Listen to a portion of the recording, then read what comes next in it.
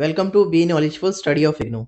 आज की इस वीडियो में हम देखेंगे MPS 004 का क्वेश्चन नंबर 3 जो दिसंबर 2022 में पूछा गया था। यह क्वेश्चन हमारा है मार्क्सवाद के द्वारा राज्य की उत्पत्ति के लिए जो सिद्धांत दिया था उसकी आलोचना लिखनी है हमें। हमारा आंसर शुरू करने से पहले हम समझ लेते हैं इसमें थोड़ा सा बेसिक।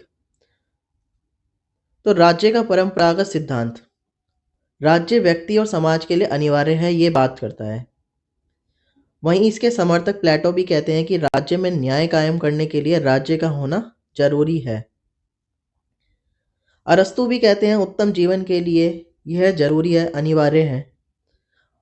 वहीं इसके विपरीत कार्ल मार्क्स कहते हैं आधुनिक राज्य की कार्यपालिका बुर्जुआ समाज का संगठन है जो सर्वहारा के अहित और पूंजीपतियों के हित में कार्य करता है। कार्ल मार्क्स राज्य को पूंजीवादी षड्यंत्र का हथियार मानते हैं।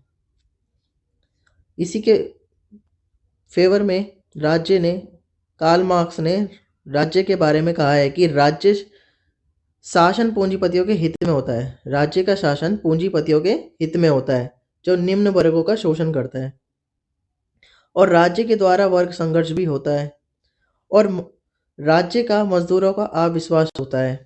राज्य पर मजदूरों का क्या होता है? अविश्वास होता है, और यह एक दमनकारी स्वरूप है जो शोषण करता है।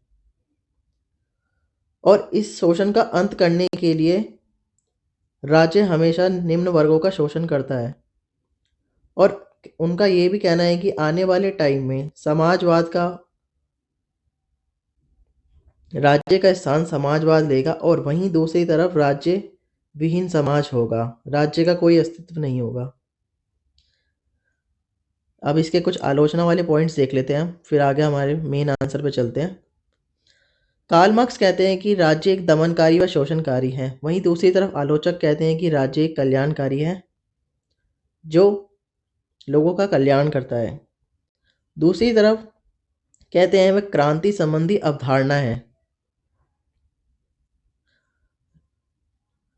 वहीं आलोचक कहते हैं कि क्रांति के बिना परिवर्तन किए जा सकते हैं, जरूरी नहीं कि क्रांति के साथ ही परिवर्तन लाया जाए।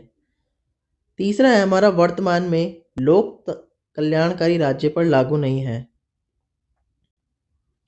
जो कार्ल मार्क्स का सिद्धांत है वो वर्तमान के लोक कल्याणकारी राज्य पर लागू नहीं होता है।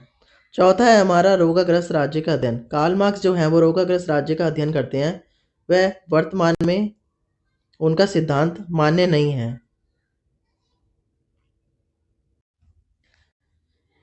हमारा मेन आंसर शुरू करते हैं हम।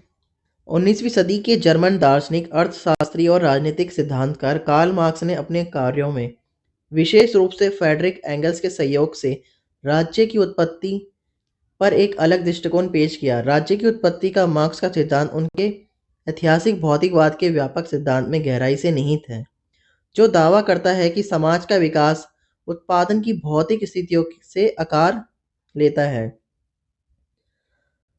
हम राज्य के मार्क्सवादी सिद्धांत को समझते हैं आगे कुछ पॉइंट्स के थ्रू, जो मैं पहले ही डिस्कस कर चुका हूँ। पहला है हमारा भौतिकवादी फाउंडेशन।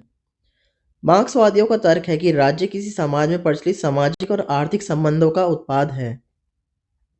उत्पादन की भौतिक स्थितियां, जिसमें उत्पादन का तरीका जैसे सामंतवाद या पूंजीवाद भी शामिल है, राज्य के विकास का आधार बनती है। जैसा कि मैंने पहले ही बताया था कि राज्य का उत्पत्ति पूंजीवाद से होती है। दूसरा है आर्थिक नियतिवाद। मार्क्सवादी राज्य की उत्पत्ति को समझने में आर्थिक नियतिवाद पर जोर देते हैं। उनका मानना है कि राज्य का उद्देश्य समाज में आर्थिक वर्ग के हितों की पूर्ति के लिए होता है।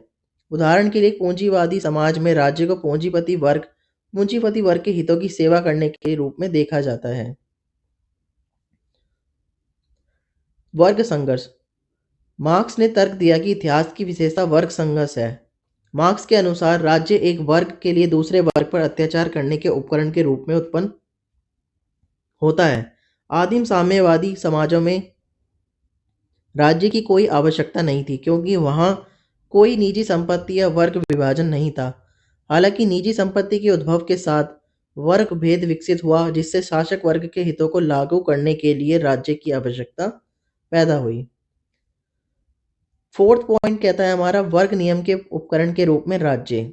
मार्क्सवादी राज्य को वर्ग शासन के एक साधन के रूप में देखते हैं। वह मौजूदा सामाजिक व्यवस्था को बनाए रखने और निजी संपत्ति की सुरक्षा करने और शासक वर्ग की इच्छा को लागू करने का कार्य करता है।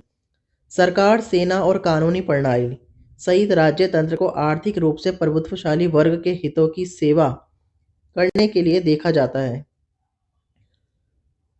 फिफ्थ कहते हैं कार्ल मार्क्स, राज्य का लुप्त होना। मार्क्स ने कल्पना की थी कि जैसे जैसे समाजवाद उभरेगा और वर्ग भेद कम होंगे, राज्य अंततः समाप्त हो जाएगा।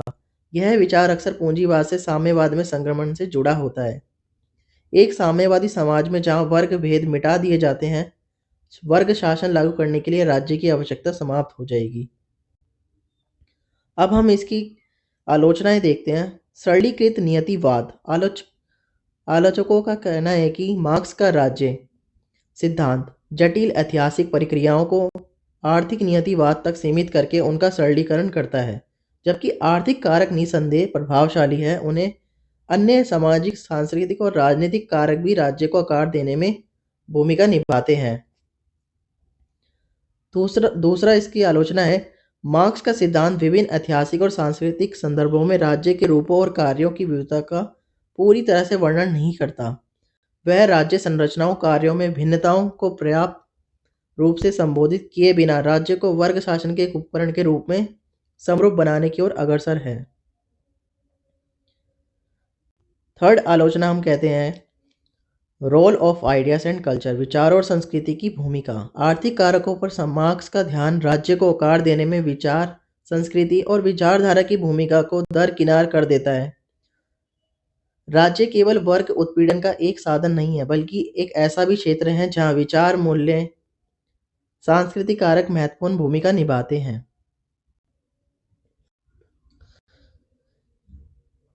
क्रांतिकारी बनाम विकासवादी संक्रमण। कुछ आलोचकों का कहना है कि राज्य के खत्म होने की मार्क्स की भविष्यवाणी अत्यधिक आशावादी हो सकती है। ऐतिहासिक अनुभवों से पता चलता है कि पूंजीवाद से समाजवाद या साम्यवाद में संक्रमण उतना सीधा या तेज नहीं हो सकता जितना मार्क्स ने कल्पना की थी, जिससे राज्य की व्यवहार्यता के बारे में चिंताएं खत्म हो रही हैं। लास्ट में हम इसका कंक्लूजन देखते हैं। मार्क्स का राज्य की उत्पत्ति का सिद्धांत आर्थिक संरचना और राजनीतिक संस्थानों के बीच संबंध को समझने के लिए एक मूल्यवान रूपरेखा प्रदान करता है। यह अपनी सीमाओं के बिना नहीं है। आलोचकों का कहना है कि सिद्धांत जटिल ऐतिहासिक प्रक्रियाओं के अति सरलीकृत या आसान करता है और राज्य को आकार देने में सांस्कृतिक और वैचारिक कारकों की भूमिका की उपेक्षा करता है। फिर भी वर्ग संघर्ष, आर्थिक स्थितियों और राज्यों के उद्भव के बीच संबंध में मार्क्स की अंतर्दृष्टि राजनीतिक और सामाजिक सिद्धांत पर समकालीन बहस में प्रभावशाली बनी है। Thanks for watching. अगर वीडियो आपको पसंद आई है, अगर आपने यहाँ तक वॉच की है तो वीडियो को प्लीज़ लाइक करें, शेयर भी करें, और अगर आप चैनल पर नए हैं तो प्लीज़ चैनल को सब्सक्राइब करें, बिना सब्सक्राइब करे ना जाए। अगर इसका पीडीएफ आपको चाहिए तो उसका लिंक मैंने डिस्क्रिप्शन में दे रखा है, वहाँ से आप इसका पीडीएफ डाउनलोड कर सकते हैं। और किसी और यूनिट पे आपको वीडियो चाहिए, क्वेश्चन पे चाहिए, तो उसका भी आप कमेंट बॉक्स में कमेंट कर सकते हैं।